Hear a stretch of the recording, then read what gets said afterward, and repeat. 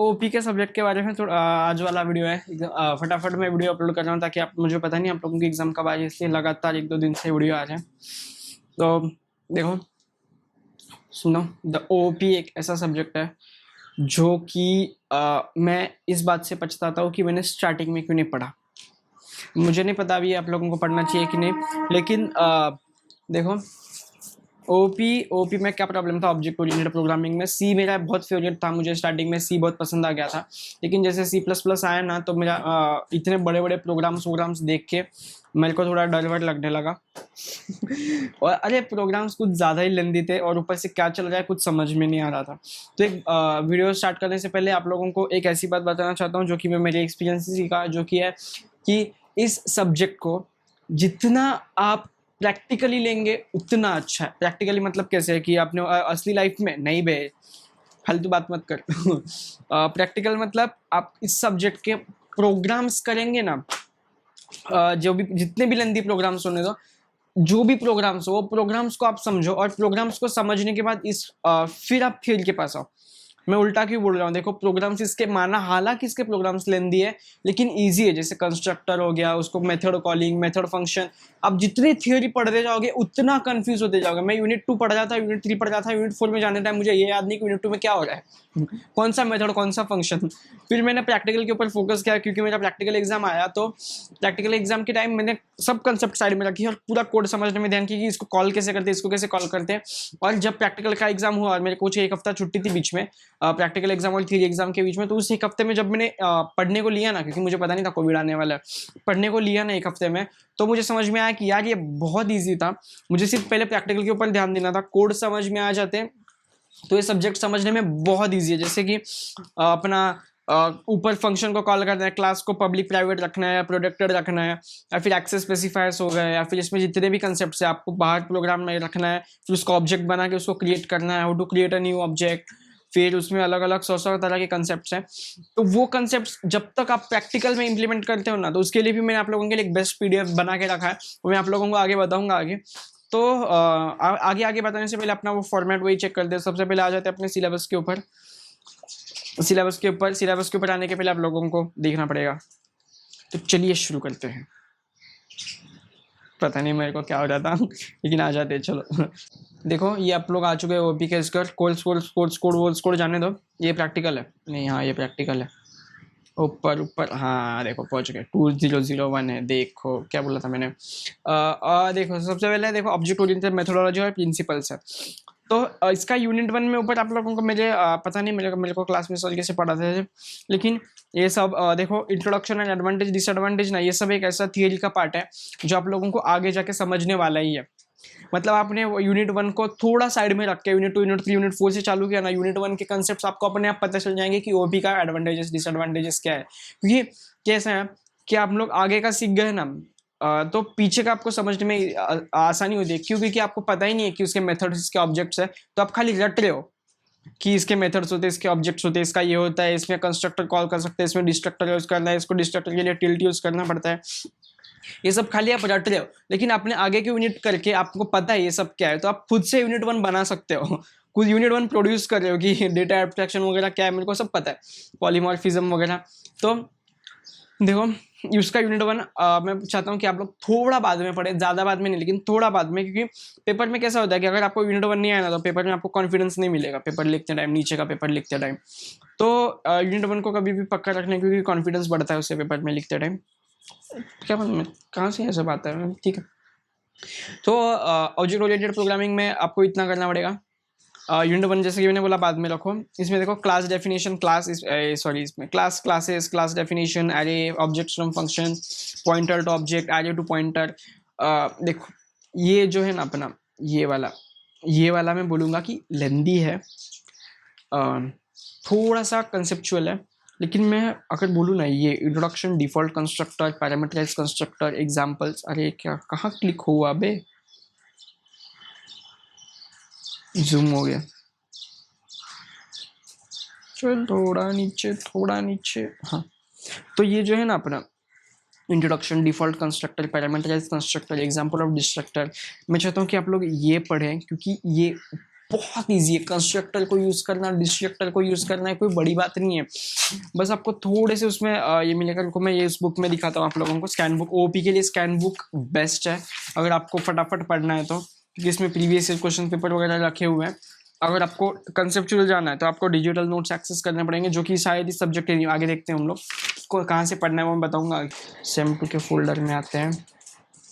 कहाँ है ओपी? देखो स्कैन बुक्स में अगर इसका डिजिटल कंटेंट शायद कम होगा, है।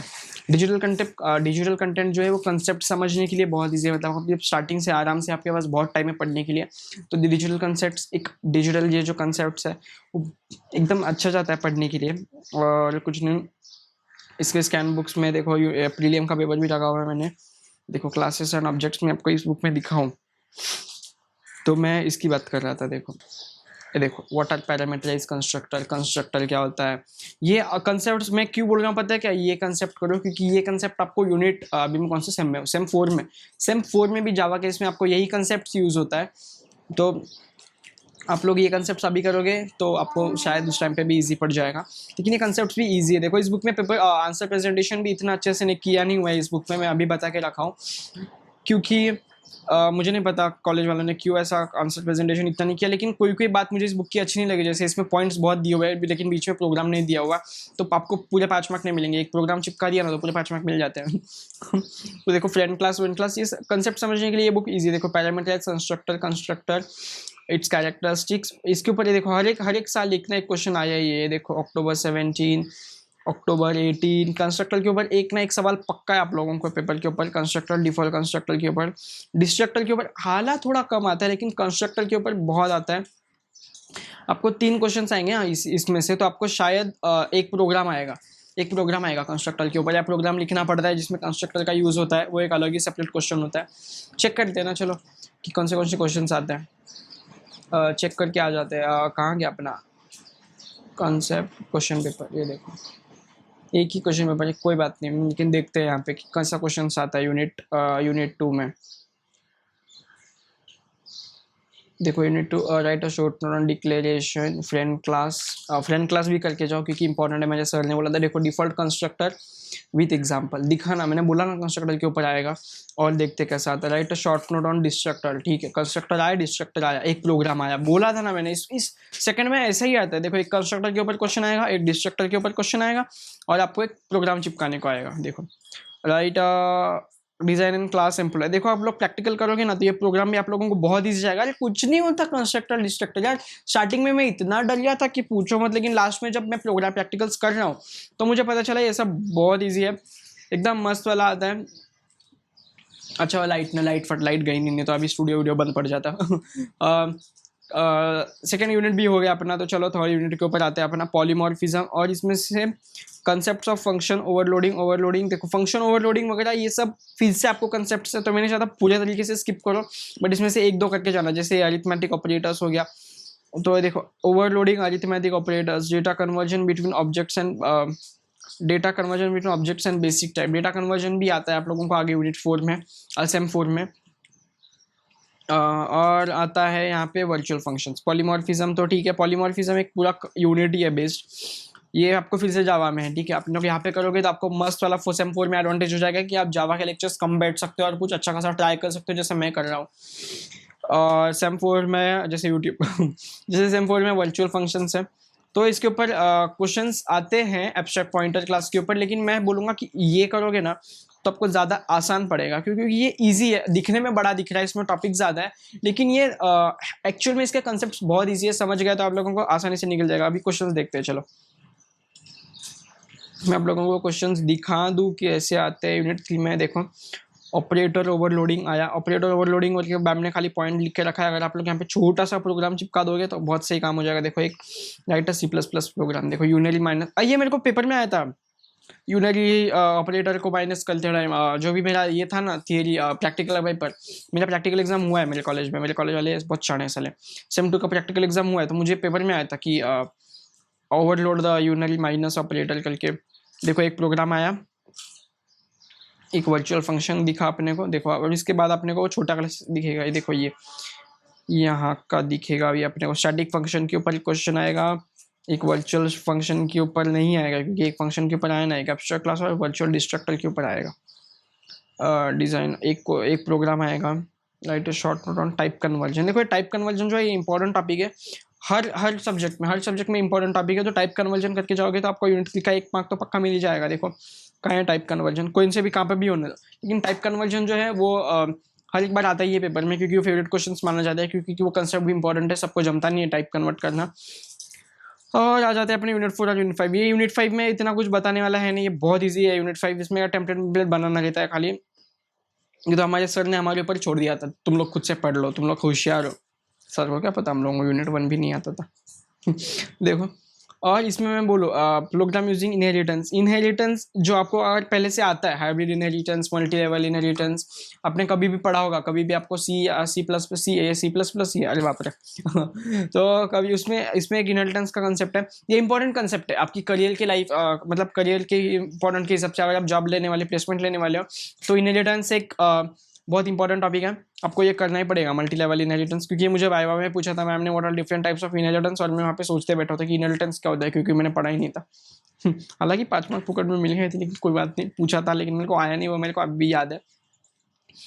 नहीं, मेरे को क्या पूछा था, what are different types of inheritance, तो मैंने खाली नाम लिया और मुझे बोली कि मल्टी लेवल इनहेरिटेंस एक्सप्लेन कर। अब मैं क्या बोलूँ इसके आगे, मेरे को कुछ नहीं आता।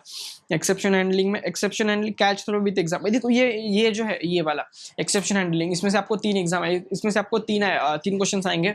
उसमें से एक होगा प्रोग्राम, इसमें से एक एक्सेप्शन हैंडलिंग के ऊपर प्रोग्राम होगा, एक होगा एक्सप्रेशन हैंडलिंग को एक्सप्लेन करो, और एक होगा थ्रो कैच के ऊपर, या तो फिर प्रोग्राम लिखने आ सकता है, फिर थियरी में आ सकता है। अभी चेक करते हैं कि मैंने क्या बोला, क्योंकि मैंने पढ़ाई तो किया था, हालांकि एग्जाम हुआ नहीं, लेकिन पढ़ाई तो मैंने किया था। 4th यूनिट था ना। देखो सिंगल एज इनहेरिटेंस आपके करियर के हिसाब से भी इंपॉर्टेंट है, और पेपर में एक नए क्वेश्चन आपको इनहेरिटेंस के ऊपर मिल ही जाएगा। ये सब प्रोग्राम्स आपको लेंदी दिख रहा है, लेकिन अगर आप समझ गए ना, खुद से लिखना चालू कर दिया तो बहुत ईजी है, क्योंकि मैंने इस बुक से प्रोग्राम सीखा था। छोटे छोटे प्रोग्राम किया, फिर मैं थोड़ा लेंथ बढ़ाते गया, और फिर मैं 2 पेज के प्रोग्राम एकदम आसानी से लिखने लगा। देखो और मुझे इसके लिए करने में 1 महीना लग गया था, छोटे प्रोग्राम से बड़े प्रोग्राम में जंप करने में, खुद से पूरा कोड लिखने में। They are defined method overriding एक इंपॉर्टेंट कंसेप्ट है, जो कि मैम ने सेम 4 में फिर से आया है, सेम 4 में जावा के ऊपर फिर से आया है। ऑनलाइन क्लास में चालू रहता है लोगों का कुछ ना कुछ। व्हाट इज एक्सेप्शन हैंडलिंग, अभी आएगा अपना। देखो, to demonstrate use of multi level inheritance, 2 inheritance के ऊपर क्वेश्चन आया क्या, समझो। इनहेरिटेंस के ऊपर 2 क्वेश्चन, एक प्रोग्राम एक theory. Inheritable justify your answer, क्या ना, ये इसका है मैकेनिज्म एक्सेप्शन हैंडलिंग का। अरे ये जूम क्यों हो जाता है, ये एक्सेप्शन हैंडलिंग का है, ये वाला जो क्वेश्चन है ना, ये एक्सेप्शन हैंडलिंग का है। थ्रो कैच के ऊपर मैंने बोला ना एक आता है, क्योंकि ये इसको अपने से एक ना एक तो पूछना ही पड़ता है। तो एक मैम पूछ ली थी थ्रो कैच के ऊपर। थ्रो कैच एक आएगा, एक इनहेरिटेंस आएगा, और एक आपकी किस्मत अच्छी रही जो आपने जो पढ़ा है वही आएगा, या फिर आप प्रोग्राम करके गए इनहेरिटेंस का, तो आपको फिर से कोई मजा आ जाएगा।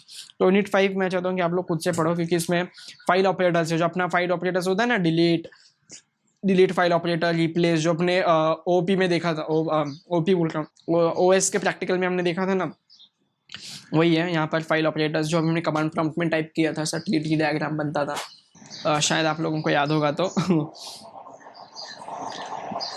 तो बस इतना ही है इसके लिए, ओपी के लिए। और ये रहा अपना 5th यूनिट। देखो ट्री डायग्राम क्या बोला था मैंने, हायरार्की फाइल सिस्टम, ये नहीं था अपने को, लेकिन अपने को प्रैक्टिकल था। ठीक है, ये क्वेश्चन पेपर भी अपलोडेड है, तो तुम लोग बाद में देख सकते हो। तो अभी मैं थोड़ा बताता हूँ आप लोगों को स्कैन बुक और क्वेश्चन पेपर और डिजिटल कंटेंट कंसेप्ट समझने के लिए मैं इसको यूज़ करता हूँ, क्योंकि डिजिटल कंटेंट से क्या होता था कि उसमें इजी लैंग्वेज में और एग्जांपल्स के साथ देने की वजह से। डिजिटल कंटेंट एक ऐसा कंटेंट है जो मैम ने रेफरेंस बुक में से ऐसा काट छाट के हम लोगों को देती है, मैम हर साल देती है, लेकिन शायद यूनिट सेम 3 के नहीं है मेरे पास, क्योंकि मैम ने दिया था तभी मैं सेम 3 में कुछ कर ही नहीं रहा था। और स्कैन बुक मेरे लिए बहुत हेल्पफुल था। स्कैन बुक नहीं बोल सकते इसको, विद्यालंकारी का रेफरेंस बुक है ये। अरे हाँ, मेरे को एक सवाल है, अगर ये बुक मैंने आप लोगों को दिया और मेरे कुछ ज़्यादा सब्सक्राइबर्स हो गए, और एक बात कॉलेज वालों को पता चली, तो कॉलेज वाले क्या मेरे पे केस कर सकते हैं क्या, कि मैंने उनके नोट्स बिना कॉपीराइट मटेरियल के बेच भी नहीं रहा हूँ, वैसे मैं फुकट में ही दे रहा हूँ। पता नहीं, मेरे को होएगा तब पता चलेगा। अभी कोई बात नहीं, स्कैन बुक्स का नीचे डिस्क्रिप्शन में फोल्डर का लिंक रहता है हर बार वैसे ही। और कंसेप्ट अंडरस्टैंडिंग प्रैक्टिकल, और हाँ मैं प्रैक्टिकल के बारे में बताना भूल गया था। देखो ये प्रैक्टिकल्स ऐसे प्रैक्टिकल्स सिलेक्टेड हर यूनिट में से जो आपके हर कंसेप्ट को यूज करके उसको एक पॉलिश कर सकते हैं कंसेप्ट को, क्योंकि ये प्रोग्राम्स जो है हमको सर ने लिस्ट दिया था खाली क्वेश्चंस का, प्रोग्राम मैंने खुद से बनाया और इसमें ऐसे हर एक प्रोग्राम रनिंग है, क्योंकि मैंने हर एक प्रोग्राम रन करके यहाँ पे पेस्ट किया है, उसके बिना कुछ यूज नहीं किया यहाँ पे। और यहाँ पे देख सकते हैं ये सब प्रोग्राम्स ये सब मैंने खुद से लिखा हुआ है। ये शायद ये प्रोग्राम्स मेरे को ढूंढ नहीं रहे थे, मेरे को कंटाला आया था, ऐसा ही कुछ तो है इसका, मिल नहीं रहे थे शायद, क्योंकि बहुत ज़्यादा टाइम नहीं था मेरे पास उतना उस टाइम पे लिए। तो ये ऐसे प्रैक्टिकल से मैं चाहता हूँ कि इसको आप प्रिंट करके पढ़ो, क्योंकि एक पेज के ऊपर मैंने एक ही क्वेश्चंस बिठा के रखा है, एक पेज के ऊपर एक ही क्वेश्चंस मैंने बिठाया है, तो ज़्यादा आपके प्रिंट भी नहीं आएंगे। 24 रुपीज़ लगेंगे, 1 रुपये का एक प्रिंट मिलता है, मुंबई में तो मिलता है, आप लोग कहाँ रहते हो पता नहीं। तो इस वाले प्रैक्टिकल्स को करो, क्योंकि ये इंपॉर्टेंट कोड्स है जो आपको पेपर में भी शायद काम करते टाइम पेपर में भी आ सकते हैं, आप लोगों को काम करते टाइम आए तो लिखते टाइम आप लोग ये प्रोग्राम सब जगह चिपका सकते हो। एक ऐसे प्रोग्राम्स है जो आपने प्रोग्राम्स किए और थोड़ा बहुत आपने कंसेप्ट किया, तो आप इसमें से हर एक प्रोग्राम तो चिपका ही सकते हो हर एक जगह पे, तो आप आंसर शीट के ऊपर। तो कोई बात, ओपी के ऊपर, ओपी के सब्जेक्ट के लिए बेस्ट ऑफ लक। ये इजी सब्जेक्ट है, लंबे कोड से डरना नहीं, ठीक है, वो यूज़ करने के लिए बहुत इजी है, बस वो दिखते लंबे हैं क्योंकि वो सेफ्टी स्ट्रक्चर्ड कोड है, क्योंकि उसमें क्लासेस वासेस प्रोटेक्टेड होता है, आप लोगों को इतना सिखाते हैं, तो इजी है, लंबे कोड से डरना मत, बस इतना बोलूँगा। और लंबे कोड समझने के लिए बहुत आसान है। तो मिलते हैं अगले वीडियो में, बाय बाय। Recording stop.